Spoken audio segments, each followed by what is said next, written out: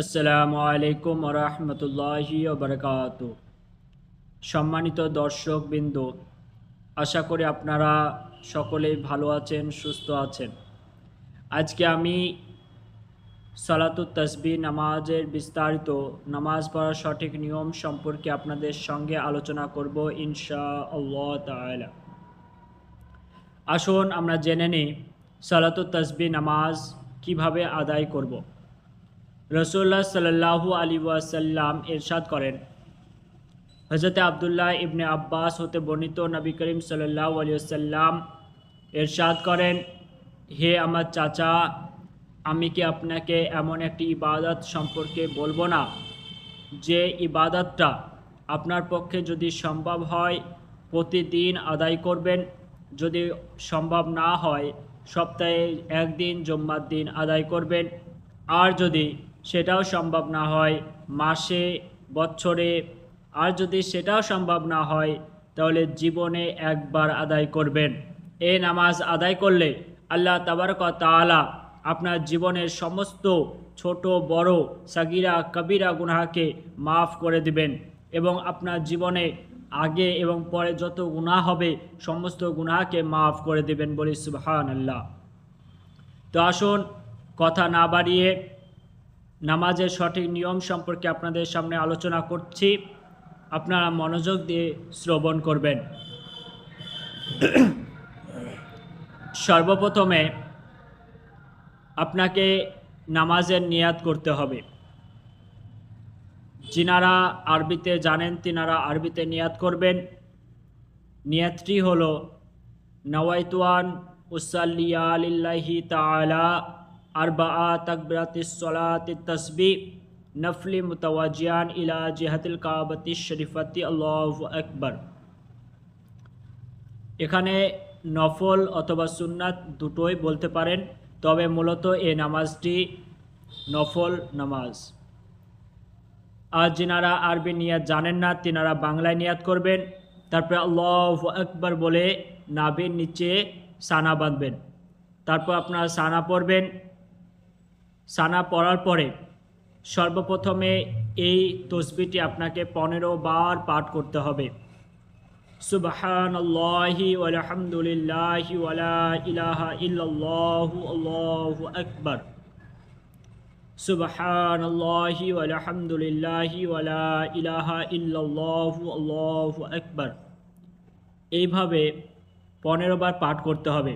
তারপরে আউযু বিল্লাহি মিনাশ শাইতানির রাজিম বিসমিল্লাহির রহমানির রহিম পড়ে সূরা ফাতিহা পাঠ করবেন। তারপর যে কোনো একটা সূরা আপনারা মিলিয়ে দেবেন। তারপরে সূরা মেলানো শেষ, তারপর আপনাকে 10 বার আবার এই তাসবিহটি পাঠ করতে হবে। সুবহানাল্লাহি ওয়ালহামদুলিল্লাহি ওয়ালা ইলাহা ইল্লাল্লাহু আল্লাহু আকবার। 10 বার পাঠ করার পর আল্লাহু আকবার বলে আপনারা রুকুতে যাবেন। রুকুতে যাওয়ার পরে 3 বার, 5 বার, 7 বার যে তাসবিহ রয়েছে সেটা আপনারা পাঠ করবেন। তারপরে এই দুয়ারটি 10 বার পাঠ করতে হবে।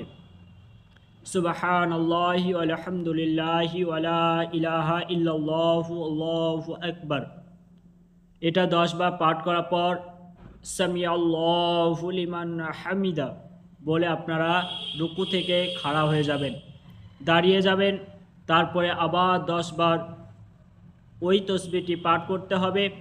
সুবহানাল্লাহি ওয়ালহামদুলিল্লাহি ওয়ালা ইলাহা ইল্লাল্লাহু আল্লাহু আকবার। 10 বার পাঠ করার পর আল্লাহু আকবার বলে আপনাকে সেজদায় চলে যেতে হবে।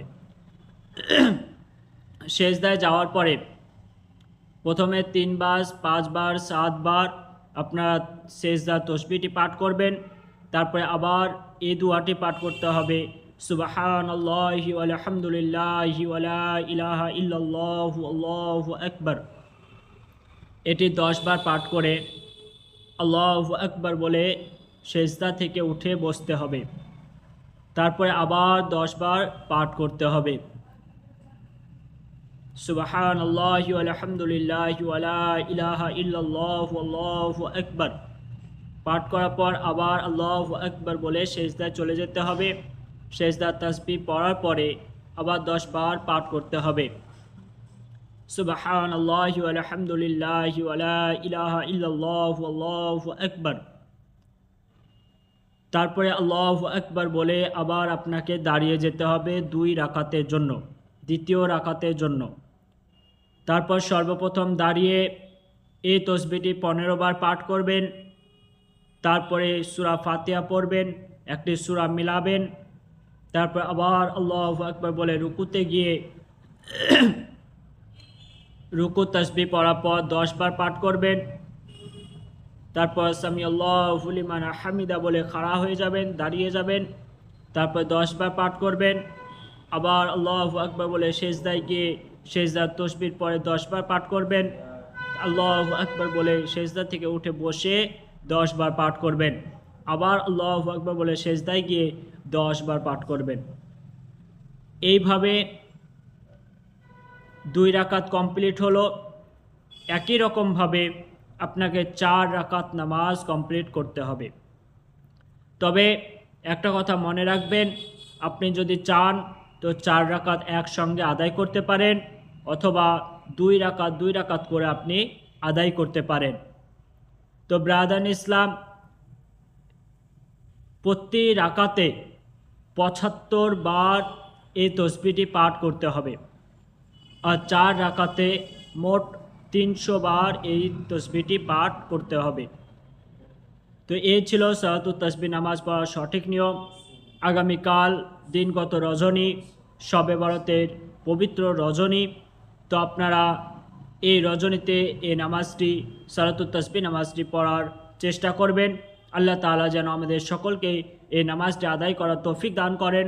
আমিন সুম্মা আমিন।